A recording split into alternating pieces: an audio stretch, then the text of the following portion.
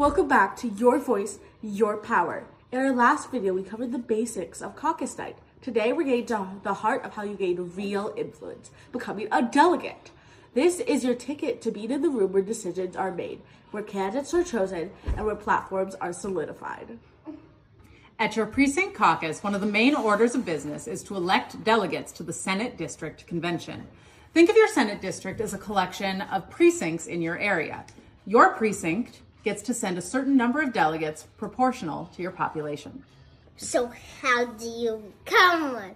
It's surprisingly simple. You nominate yourself or someone nominates you. At the caucus, during the delegate election portion, someone will ask for a nomination. This is often in a small classroom with only a handful of people in there, though hopefully this video will help get some more people in the room. You can raise your hand and say, I'd like to nominate myself as a delegate to the Senate District Convention. If more people want to be delegates than spots, which isn't actually very common, you might be asked to say a few words about why you want to be a delegate. Just a sentence or two about your commitment to the political party and why you are a great example to represent your neighbors. Then a vote is taken, usually just a simple show of hands. So, why bother becoming a delegate? At the Senate District Convention, delegates vote for candidates called endorsements for state legislative offices. Your vote directly helps decide who in the Democratic Party officially backs. This is huge. Also, remember how resolutions were presented at the precinct caucuses?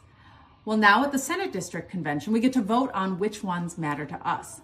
All of the resolutions will be put in a long list, and delegates pick the ones they like.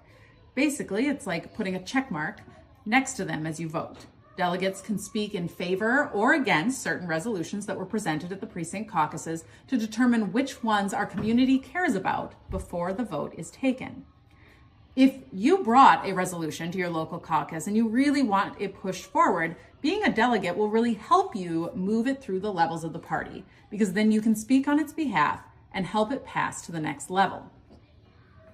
Your voice on issues can literally shape the party's statewide agenda. This is also where you can really start meeting elected officials, campaign staff, and other passionate Democrats. Delegates often get special invitations to events, town halls, and yes, sometimes even personal calls from the candidates themselves seeking your support.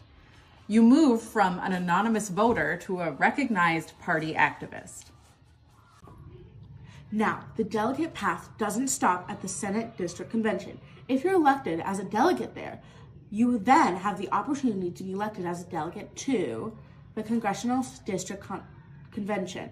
Here, delegates endorse candidates for the U.S. House of Representatives and elect delegates for the state convention.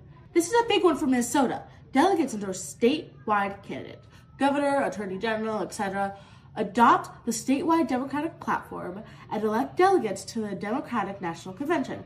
That's right, delegates you see on TV at the national conventions cheering for presidential candidates, they started right where you're starting, at their local precinct caucus. It's a grassroots pipeline to the highest level of our party.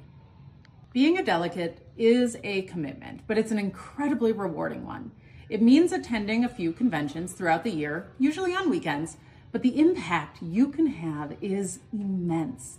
You are literally the voice of your community, helping to choose leaders and shape the vision of our state and country.